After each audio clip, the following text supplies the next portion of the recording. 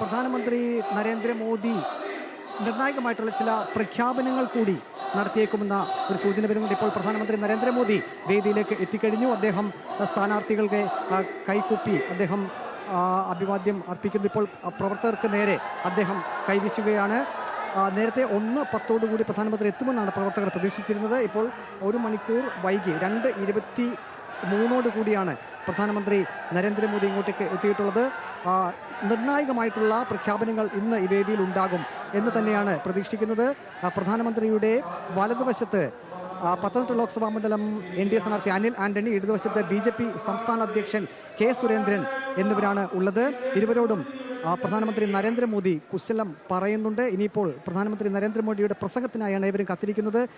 പ്രധാനമായും കാർഷിക മേഖലയെ ഊന്നിക്കൊണ്ടുള്ള ഒരു പ്രസംഗം അത് NDA പ്രതീക്ഷിക്കുന്നുണ്ട്. കാരണം പത്തനംതിട്ട, കോട്ടയം മണ്ഡലങ്ങളിൽ റബ്ബർ കർഷകം ധാരാളമുണ്ട്. റബ്ബറിൻ്റെ താങ്ങുവില ഉയർത്തുന്നത് സംബന്ധിച്ചൊരു പ്രഖ്യാപനം ഒരു പക്ഷേ പ്രധാനമന്ത്രി ഇന്ന് നടത്തിയേക്കും എന്ന ഒരു സൂചന കൂടി വരുന്നുണ്ട്. ഏതായാലും അത് BJP നേതൃത്വം ഇന്നലെ തന്നെ വ്യക്തമാക്കിയത് പ്രധാനമന്ത്രി നരേന്ദ്രമോദി ഏതൊക്കെ വിഷയങ്ങളിൽ ഇന്ന് പത്തനംതിട്ട അഭിസംബോധന ചെയ്യുമെന്നുള്ളത് ഒരു സസ്പെൻസായി നിങ്ങൾ കാത്തിരിക്കൂ. അദ്ദേഹത്തിൽ നിന്നും നിർണായകമായിട്ടുള്ള ചില പ്രഖ്യാപനങ്ങൾ ഉണ്ടാകും എന്ന് തന്നെ BJP നേതൃത്വം സൂചന നൽകിയിട്ടുണ്ട്. ഏതായാലും പ്രധാനമന്ത്രി 3 വർഷങ്ങൾക്ക് ശേഷമാണ് ഇപ്പോൾ ഈ പത്തനംതിട്ടയിലേക്ക് എത്തുന്നത്. കഴിഞ്ഞ നിയമസഭാ തെരഞ്ഞെടുപ്പ് സമയത്താണ് പ്രധാനമന്ത്രി നരേന്ദ്രമോദി ഏറ്റവും ഒടുവിൽ പത്തനംതിട്ടയിലേക്ക് എത്തിയത്. അന്ന് NDA സ്ഥാനാർത്ഥികൾക്ക് വേണ്ടി വോട്ട് അഭ്യർത്ഥിക്കാൻ വേണ്ടി പ്രമാടം ഇൻഡോർ സ്റ്റേഡിയത്തിലായിരുന്നു വേദി ഒരുക്കിയിരുന്നത്.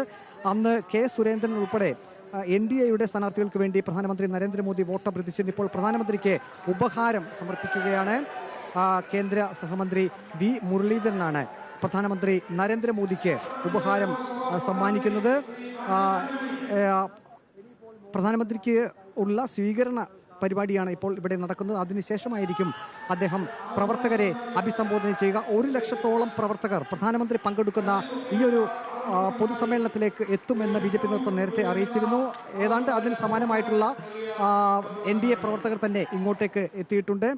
3 വർഷങ്ങൾക്ക് ശേഷം പ്രധാനമന്ത്രി പത്തനംതിട്ടയിലേക്ക് എത്തുമ്പോൾ NDAക്ക് വലിയ പ്രതീക്ഷയാണുള്ളത്. കാരണം കഴിഞ്ഞ ലോക്സഭാ തെരഞ്ഞെടുപ്പിൽ വലിയ അനുകൂല സാഹചര്യം NDAക്ക് ഉണ്ടായിരുന്നു. പ്രത്യേകിച്ചും ശബരിമല യുവതി പ്രവേശന വിഷയവുമായി ബന്ധപ്പെട്ട് സംസ്ഥാന സർക്കാരിനെതിരെയും CPIഎമ്മിനെതിരെയും ഒരു വികാരമുണ്ടായിരുന്ന സമയത്ത് NDA സ്ഥാനാർത്ഥിയായി K സുരേന്ദ്രൻ അന്ന് പത്തനംതിട്ട ലോക്സഭാ മണ്ഡലത്തിൽ മത്സരിക്കുന്നു. പക്ഷേ അത്രയും അനുകൂല സാഹചര്യം ഉണ്ടായിട്ട് പോലും K സുരേന്ദ്രൻ 3ാം സ്ഥാനത്തേക്ക് പിന്തള്ളപ്പെട്ടു.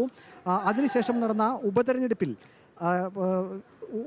നടന്നു. പിന്നീട് നിയമസഭാ തെരഞ്ഞെടുപ്പ് നടന്നപ്പോഴും K സുരേന്ദ്രൻ തന്നെയായിരുന്നു ഇവിടെ കോന്നി നിയമസഭാ മണ്ഡലത്തിൽ സ്ഥാനാർത്ഥിയായിരുന്നത്. അന്ന് K സുരേന്ദ്രന് വേണ്ടി പ്രചരണത്തിനായാണ് നരേന്ദ്രമോദി പത്തനംതിട്ടയിലേക്ക് എത്തിയത്. പക്ഷേ എന്നിട്ടും K സുരേന്ദ്രന് വിജയിക്കാനായിരുന്നില്ല.